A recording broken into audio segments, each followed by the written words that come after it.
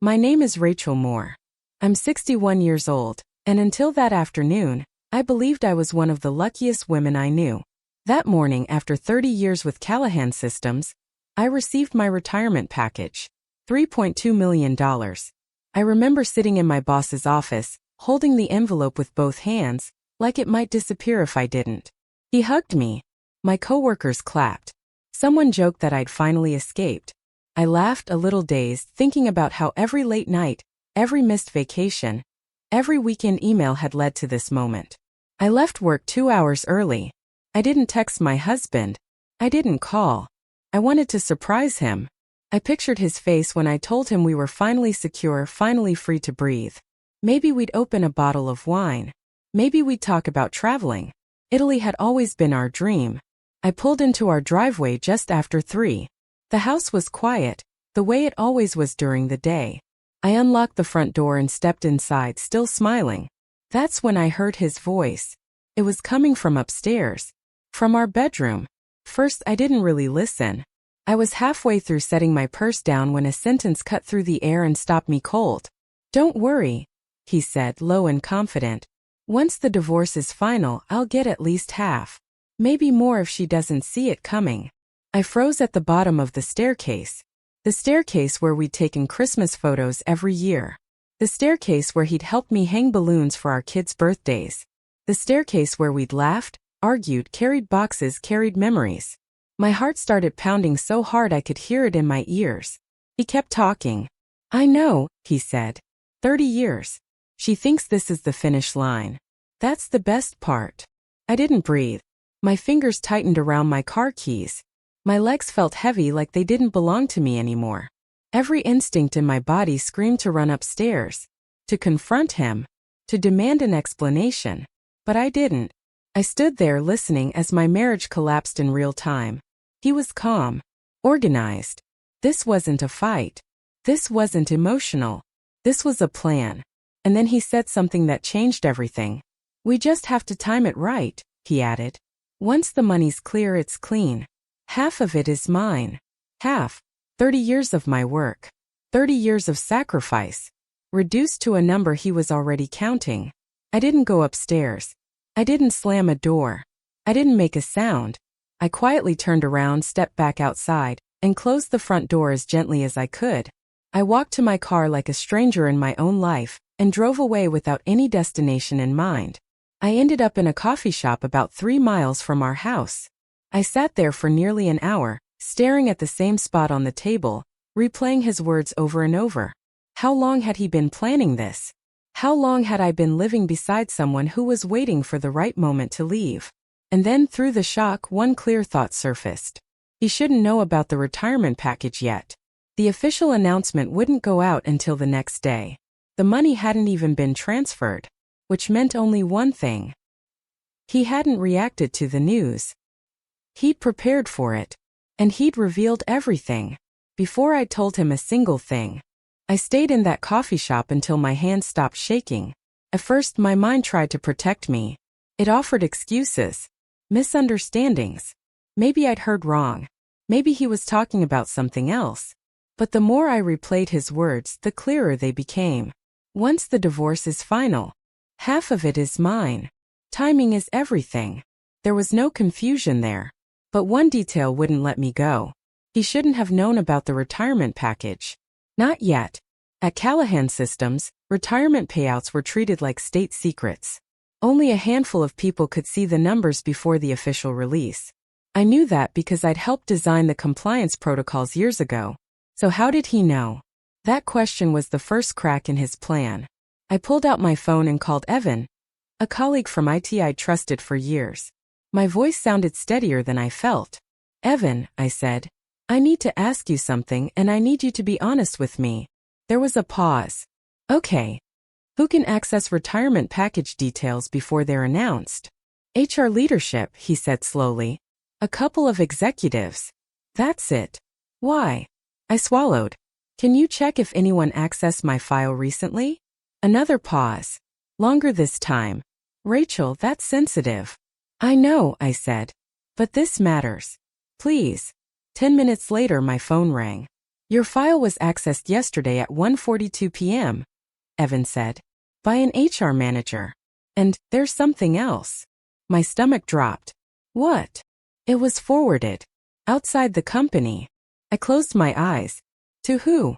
He read it slowly like he already knew I wouldn't like the answer. A financial consulting firm. Divorce-focused. The contact name is Mark Ellison. The word divorce felt like a punch to the chest. I thanked him, hung up, and immediately searched the firm online. Mark Ellison's face filled my screen. Early 40s. Perfect smile. Perfect suit. His website headline read, Strategic Divorce Planning for High-Value Marriages. I leaned back in my chair. This wasn't panic. This wasn't fear. This wasn't a husband reacting to unexpected news. This was preparation. Scrolling through the site felt like reading my future written by someone else. Services included asset timing, retirement restructuring, and something called pre-divorce financial positioning. I didn't need a dictionary to know what that meant. He'd been planning to leave me before I ever left my job, and somehow someone inside my company had helped him. I drove home hours later after dark. The house looked the same. The lights were on. Dinner smells drifted through the air. He was in the kitchen, smiling like nothing in the world had changed. You're late, he said gently. Everything okay? I looked at him. Really looked at him. The man I trusted with my life, my future, my money. Long day, I said. Just wrapping things up. He nodded, relieved. You deserve rest.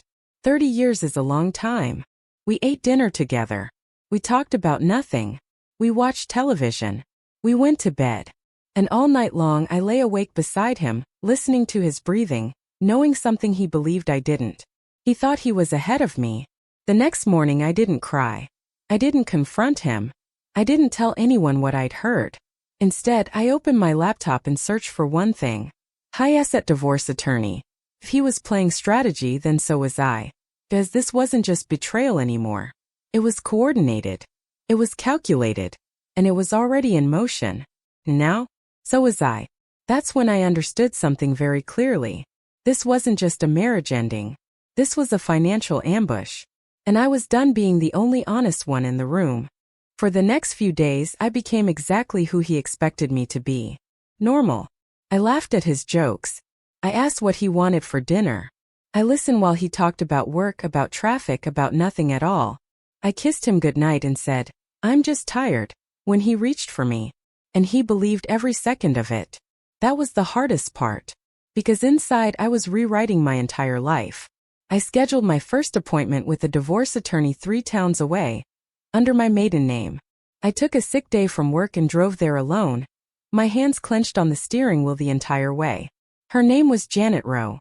She was in her late 50s, sharp-eyed, calm, and dressed like someone who didn't waste words. When I finished telling her everything, the phone call, the HR breach, the financial advisor, she didn't look surprised. She leaned back in her chair and said, He's been planning this longer than you think. I nodded. What do I do? Janet folded her hands. First, you do nothing. At least on the surface. She explained it slowly, carefully, like she knew my heart was still racing. He doesn't know you overheard him. That's your greatest advantage. Second, the retirement money hasn't transferred yet. That matters. Third, if he's having an affair, and based on what you've told me, I'd bet he is, our state still considers adultery relevant in high-asset divorces. My pulse finally slowed. So I don't confront him? No, she said firmly. You observe. You document. You wait. She slid a yellow legal pad across the desk. Here are your rules, she said. Don't move money. Don't change passwords. Don't tip him off. Act exactly the way you always have. I stared at the list. Felt backwards. Unnatural. But it also felt powerful.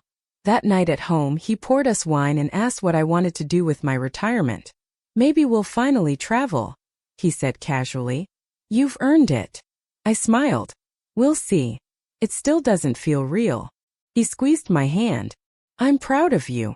The words almost broke me. Over the next week, I became a master of pretending. I helped him plan meals. I listened when he talked about downsizing someday. I even let him help me organize my home office, watching closely as he paid far too much attention to paperwork. Every detail went into my mental notebook. Meanwhile, Janet introduced me to a private investigator. His name was Caleb Morse. Former law enforcement. Quiet. Efficient. I don't need drama, I told him. I need truth. He nodded. That's usually the easiest kind of job. I gave him my husband's schedule, the advisor's name, and permission to dig as deep as necessary. At home, my husband became more attentive than he'd been in years. Compliments. Small gifts. Plans for the future. I realized then that he wasn't acting out of guilt. He was acting out of confidence. He thought the ending was already written. Late one night, I overheard him on the phone again. He'd gone into the garage, voice low. I'm being patient, he said. Yes, I know. Timing matters. She trusts me. That word trust echoed in my chest. The next morning Janet called. Remember, she said, this only works if you stay quiet. I can do that, I replied. And for the first time since I'd heard his voice on the staircase, I meant it. Because silence wasn't weakness anymore. It was strategy. For nearly 3 decades I'd been honest to a fault. Transparent. Loyal. Predictable. Now, for the first time in my life, I was none of those things. I was prepared. And I was no longer the person he thought he was dealing with. Caleb worked fast. Too fast for someone who didn't already know what he was looking for. 3 days after I hired him, he called and said, I think you should come by. Not I found something. Not we need to talk. Just that. His office was small and forgettable, tucked between a dental clinic and a dry cleaner. He handed me a manila folder the moment I sat down. Before you open it, he said, I want you to understand something. None of this is accidental. I opened the folder. Photographs. My husband sitting across from a woman I didn't recognize at a cafe 2 towns over. Close enough that their knees almost touched. Another photo. His hand on her lower back as they walked toward a hotel entrance. Time-stamped. Dated. 7 months ago. My breath stayed steady. I'd already mourned him. There's more, Caleb said. He slid another stack across the desk. Screenshots. Phone records. Calendars that suddenly made sense. This woman, he continued, is the financial advisor you mentioned. Divorce-focused. Aggressive. Expensive. I recognized her face immediately from the website I'd seen. She specializes in what she calls pre-divorce positioning, Caleb said. Which is a clean way of saying, she helps clients move chess pieces before the other side realizes the game has started. I flipped another page. Notes. Typed summaries. She's coached him, Caleb said quietly. Not just financially. Strategically. I looked up. Coached him how? To document behaviors. To frame you as financially controlling. To exaggerate moments. To build a narrative. My hands tightened around the folder. He's been advised to say you handled all the money. That you kept him in the dark. That he felt dependent. None of it was true. He'd never cared about finances. He'd never asked. He's also been advised to file after the retirement payout, Caleb continued. That's when the leverage would be highest. I leaned back in the chair. He thinks he's being patient, I said. Caleb nodded. He thinks he's being smart. I drove home in silence. That evening my husband asked if I wanted to watch a movie. I said yes. I curled up beside him on the couch while he wrapped an arm around my shoulders. His phone buzzed twice. He didn't look at it. Another note for the file. Over the next week, Caleb built a timeline so clean it was almost clinical. Meetings. Messages. Locations. Advice given. Moves planned. And the deeper he dug, the clearer it became. This wasn't panic. This wasn't a moment of weakness. This was a long game. Meanwhile, I became calmer than I'd ever been. There was comfort in facts. In proof. In knowing I wasn't crazy or paranoid or overreacting. I was late to a conversation that had already started, but I'd caught up quickly. One night, my husband said, "You've been quiet lately." I smiled. Just tired. He kissed my forehead. "You've worked so hard. Everything's about to get easier." I nodded. He had no idea how true that was. Janet reviewed the evidence 2 days later. She didn't smile. She didn't celebrate. She simply said, "This changes everything." "How so?" I asked. You're no longer reacting, she replied. You're controlling the timing. And timing is power. She laid it out plainly. The affair mattered. The advisor mattered. The illegal data access mattered. But most of all, the order of events mattered. He thinks he's writing your ending, Janet said. But he's handed you the draft. I went home that night and slept better than I had in months, because for the first time since the staircase I wasn't bracing for impact anymore. I was watching the trap close. He still believed he was in charge. Still believed I was unaware. Still believed he was one step ahead.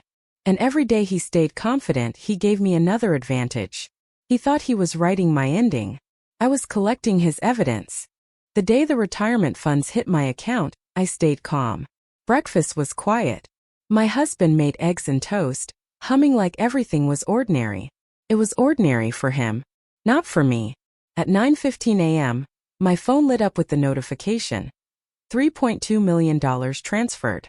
Not a cent had been touched yet. Not a single move had been made without protection. I worked with Janet to have every dollar locked into a legal trust, ironclad under Virginia law. The moment the funds cleared, they were untouchable. By 11 a.m., the trust was established. Legal language, signatures, notarized documents. Every contingency accounted for. Every loophole covered.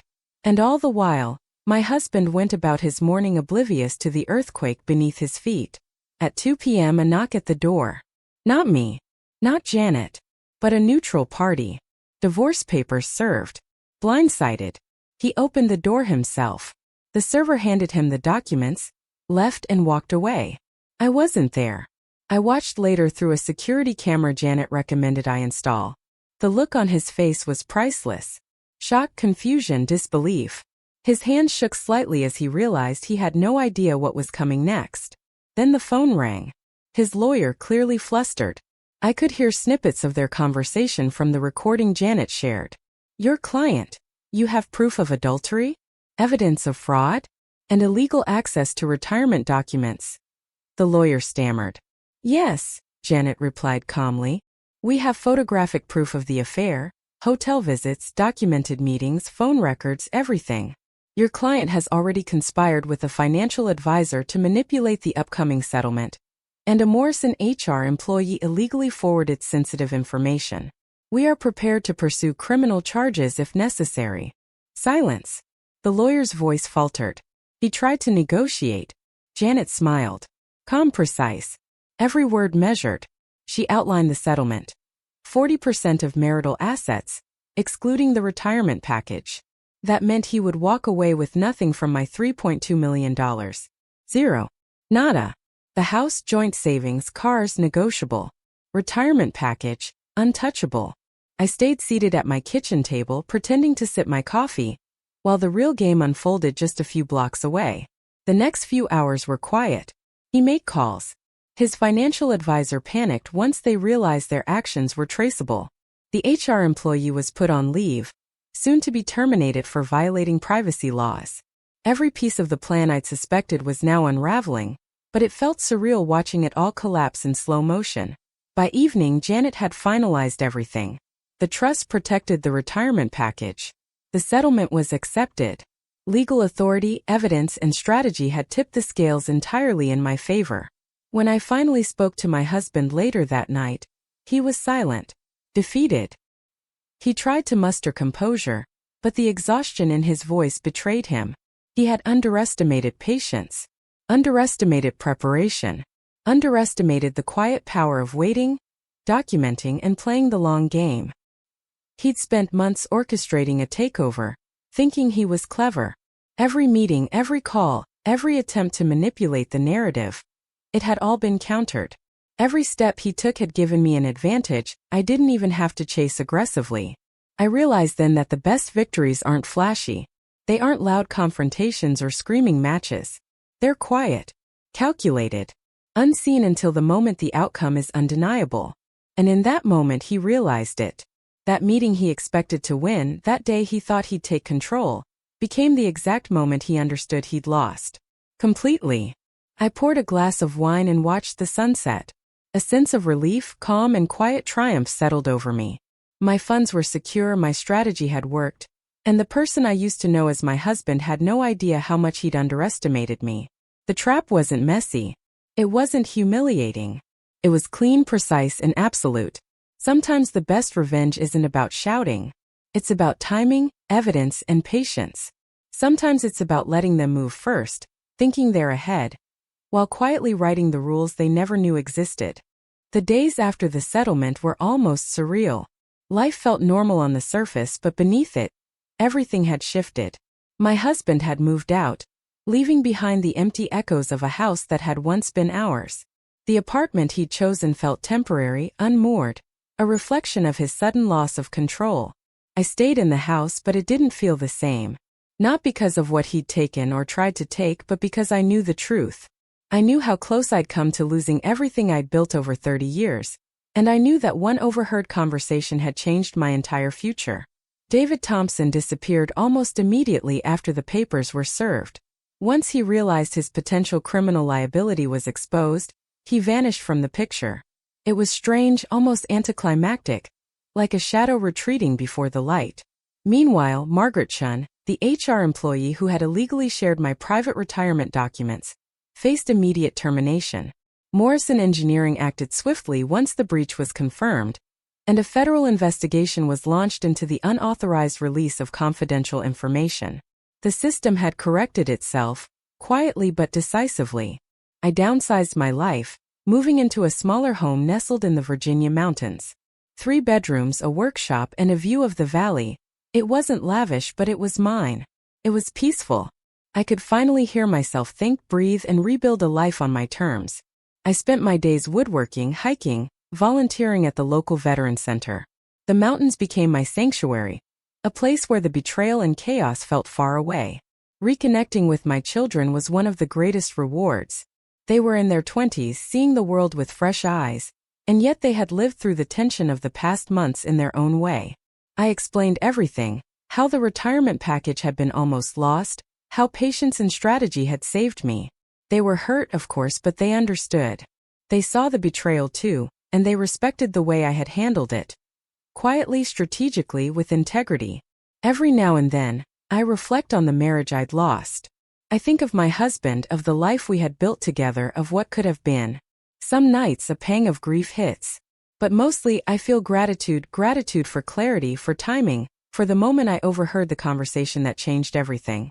The lesson became crystal clear. When faced with betrayal, the first instinct is often to react, to confront, to shout, to demand answers. But reaction is vulnerable. Reaction is visible. Reaction gives the other person time to adapt, to hide, to manipulate. Strategy, patience, and evidence.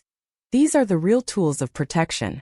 These are what turn the tables when others are counting on emotion to control the outcome. I didn't just protect my retirement package. I protected my dignity, my independence, and my peace of mind.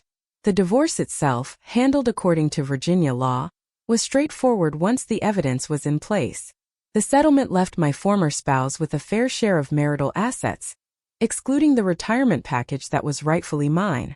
No theatrics, no public humiliation, no unnecessary confrontation. Just justice. Quiet, certain, complete. Sometimes I sit on the porch, watching the sunset over the mountains. I think of the oak staircase in our old house, the Christmas photos, the dreams we had. And I think of the $3.2 million now safely secured in my trust. But more than the money, I think about freedom, the ability to live without fear, without manipulation, without betrayal controlling my future. The best revenge I've learned is not anger. It is not dramatic confrontation or public shaming. It is preparation. It is evidence. It is patience. It is securing what is yours while letting the world reveal the truth quietly. And in the end, I won more than money. I won my freedom, my peace, and the satisfaction of knowing that the person who tried to take everything from me had been outmaneuvered. Not with force, but with foresight, discipline, and quiet resolve. Sometimes silence speaks louder than rage. And sometimes the victory that truly matters is the one you achieve while the world thinks you are still powerless.